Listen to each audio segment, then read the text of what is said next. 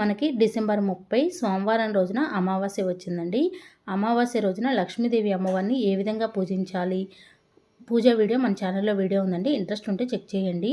అమావాస్య రోజున ప్రతి ఒక్కరూ కూడా తప్పకుండా లక్ష్మీదేవి అమ్మవారికి అయితే పూజ అయితే చేసుకోవాలి. అలానే కొన్ని పరిహారాలు అయితే చేసుకోవాలండి. అమావాస్య రోజున చేయాల్సిన పరిహారాలు ఏంటో కూడా వీడియో షేర్ చేశాను. అన్ని అమావాస్యల కంటే సోమవతి అమావాస్య చాలా పవిత్రమైనది. సోమవారం వచ్చే అమావాస్యను సోమవతి అమావాస్య అంటారు. డిసెంబర్ 30వ తేదీన సోమవారం నాడు అమావాస్య ఏర్పడింది. ఈ అమావాస్య రోజున శివుణ్ణి పూజించిన వారికి శాశ్వతమైన పుణ్య ఫలితాలను పొందుతారు. జీవితంలో సుఖ సంతోషాలు నెలకొంటాయి. కాలసర్ప దోషాలు, రాహుకేతు దోషాలు, అలాగే పితృదోషాల నుండి విముక్తి పొందుతారు.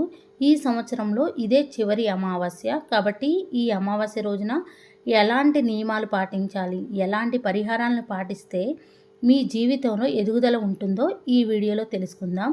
నా వీడియోని ఫస్ట్ టైం చూస్తున్నట్టయితే ప్లీజ్ లైక్ చేయండి, సబ్స్క్రైబ్ కూడా చేసుకోండి. ఈ అమావాస్యను శివుడికి అంకితం చేయబడింది కాబట్టి ఈ పవిత్రమైన అమావాస్య నాడు స్త్రీలు ఉదయాన్నే నిద్రలేచి తలస్నానం చేసి మీ ఇంట్లో శివుని పూజను చేసుకోండి. ఈ రోజున చేసే శివ పూజలకు కోటి జన్మలో పుణ్య ఫలితం లభిస్తుంది. అంటే సోమవారం రోజున వచ్చింది కాబట్టి శివయ్యకి పూజ చేసుకుంటే చాలా మంచిది. అలానే లక్ష్మీదేవి అమ్మవారిని కూడా పూజించాలి. శివాలయానికి వెళ్ళిన వారికి శివానుగ్రహం ఖచ్చితంగా లభిస్తుంది. ఈ అమావాస్య రోజున మీ పూజ గది ముందు కూర్చొని ఓం నమ శివాయ అనే మంత్రాన్ని 108 సార్లు జపించండి. ఈ మంత్రానికి ఉన్న శక్తి అంతులేనిది. కాబట్టి ఈ అమావాస్య రోజున ఎవరైతే శివమంత్రాన్ని చదువుతారో అలాంటి వారికి అష్ట ఐశ్వర్యాలు లభిస్తాయి. శ్రీమాత్రే నమః అనే మంత్రాన్ని కూడా 108 సార్లు జపించాలి. అమావాస్య రోజున ఎక్కువగా భూమిపైన దుష్టశక్తులు సంచరిస్తూ ఉంటాయి. ఈ దుష్టశక్తులు మన ఇంట్లోకి ప్రవేశిస్తే మన జీవితం మొత్తం అల్లకల్లోలం అయిపోతుంది. కాబట్టి ఈ అమావాస్య రోజున సాయంత్రం సమయంలో నీటిలో కొంచెం కల్లుప్పును వేసి ఇల్లంతా శుభ్రం చేసుకోండి. ప్రతి అమావాస్య రోజున ఇంటిని శుభ్రం చేసుకోవాలి. దీనివల్ల మీ ఇంట్లో ఉన్న నెగిటివ్ ఎనర్జీ మొత్తం తొలగిపోయి ఇంట్లోకి పాజిటివ్ ఎనర్జీ ఏర్పడుతుంది. ప్రతి అమావాస్య రోజున ఇంట్లో ఉన్న ప్రతి ఒక్కరూ ఖచ్చితంగా ఉప్పుతో దిష్టి తీసుకోవాలి. అమావాస్య రోజున దిష్టి తీసుకుంటే రాబోయే రోజుల్లో మీకు ఎలాంటి కష్టాలు లేకుండా సుఖ సంతోషాలతో అష్ట ఐశ్వర్యాలతో జీవిస్తారు. ఈ అమావాస్య నాడు దిష్టి తీసుకుంటే మాత్రం మీకు మంచి రోజులు ప్రారంభమవుతాయి. కాబట్టి అమావాస్య రోజున కాలికి నల్లదారం కట్టుకుంటే నరదిష్టి సమస్యలన్నీ తొలగిపోతాయి. ఈ అమావాస్య రోజున సాయంత్రం సమయంలో ఇంటి ముందు 2 దీపాలు వెలిగించండి. ఇలా ఎవరైతే వెలిగిస్తారో అలాంటి ఇళ్లలో ఎలాంటి కష్టాలు లేకుండా శివయ్య అనుగ్రహం ప్రాప్తిస్తుంది. స్వస్తిక్ గుర్తులో ముక్కోటి దేవతలు కొలువై ఉంటారు. కాబట్టి ఈ అమావాస్య నాడు మీ ఇంటి ప్రధాన తలుపు పైన పసుపుతో స్వస్తిక్ గుర్తును గీయండి. అమావాస్య రోజున మీ ప్రధాన తలుపు పైన స్వస్తిక్ గుర్తు ఉంటే మీ ఇంట్లోకి లక్ష్మీదేవి అడుగు పెడుతుంది. లక్ష్మీదేవి ఉన్న ఇల్లు అష్ట ఐశ్వర్యాలతో నిండి ఉంటుంది. అమావాస్య తిథిని లక్ష్మీదేవికి అంకితం చేయబడింది. కాబట్టి ఈ అమావాస్య రోజున రాళ్ల ఉప్పును కొని మీ ఇంటికి తెచ్చుకుంటే మీ డబ్బు సమస్యలన్నీ తొలగిపోతాయి. విపరీతమైన ధనలాభం సిద్ధిస్తుంది. అలాగే అమావాస్య రోజున సాయంత్రం సమయంలో ఒక గిన్నె నిండా రాళ్ల ఉప్పును పోసి మీ పూజ గదిలో పెట్టుకోండి. ఇలా చేయడం వల్ల మీ ఇంట్లో ఉన్న దరిద్ర దేవత బయటికి వెళ్ళిపోయి మీ ఇంట్లోకి ముక్కోటి దేవతలు అడుగు పెడతారు. అలానే ఈశాన్య మూల రాగి చెంబులో నిండుగా నీళ్లు పెట్టుకొని రాగి చెంబుకి పసుపు రాసి గంధం కుంకుమ బొట్లు పెట్టి ఒక పువ్వును పెట్టాలి. అలానే ఈశాన్య మూల ఒక బౌల్లో కల్లుప్పు వేసి ఆ కల్లుప్పు మీద పసుపు కుంకుమ వేసి 3 లవంగాలను పెట్టుకుంటే మన ఇల్లంతా కూడా పాజిటివ్ ఎనర్జీతో నిండి ఉంటుంది.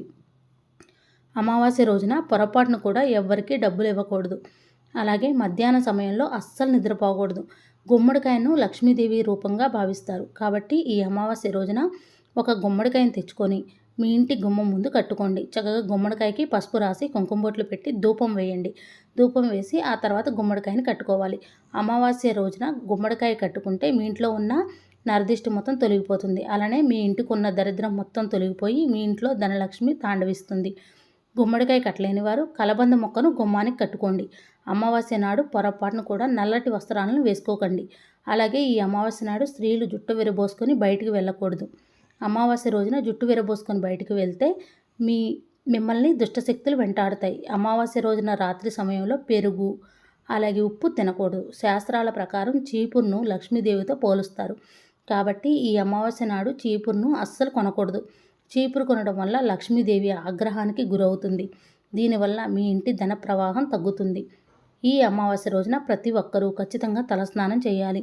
అమావాస్య నాడు తలస్నానం చేస్తే మీ జాతక దోషాలన్నీ తొలగిపోతాయి. ఒకవేళ తలస్నానం చేయకపోతే మాత్రం మిమ్మల్ని ఖచ్చితంగా దరిద్రం వెంటాడుతుంది.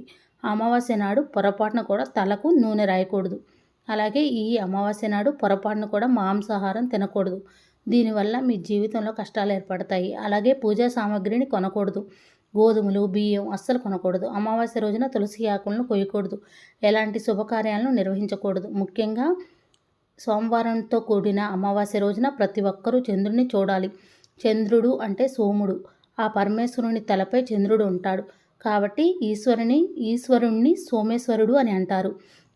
ఈ అమావాస్య రోజున ఎవరైతే చంద్రుడిని దర్శించి చంద్రుడికి నమస్కారం చేసుకుంటారో అలాంటి వారికి ఎన్నో జన్మల అదృష్టం కలుగుతుంది.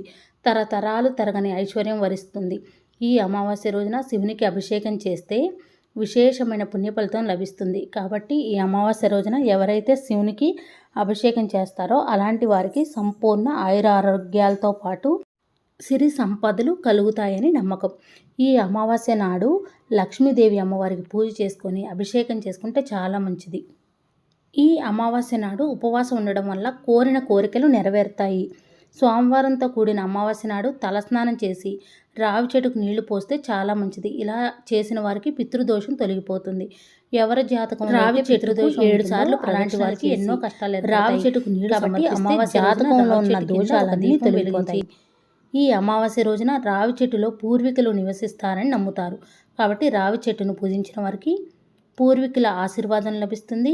శివపార్వతుల ఇద్దరి అనుగ్రహం కూడా లభిస్తుంది. తెలుసుకున్నారు కదండి అమావాస్య రోజున పాటించవలసిన నియమాలు ఏంటో. అలానే మన ఇంటికి 3 నిమ్మకాయలు కట్టుకోవాలండి. అలా కట్టుకుంటే చాలా మంచిది. నా ఈ వీడియో మీకు నచ్చిందని అనుకుంటున్నాను. నా వీడియో నచ్చితే ప్లీజ్ లైక్ చేయండి, షేర్ చేయండి, కామెంట్ చేయండి ఫ్రెండ్స్. కొత్త వారు ఎవరైనా మన ఛానల్ చూస్తున్నట్టయితే సబ్స్క్రైబ్ చేసుకోండి. Thank you for watching. Bye అండి.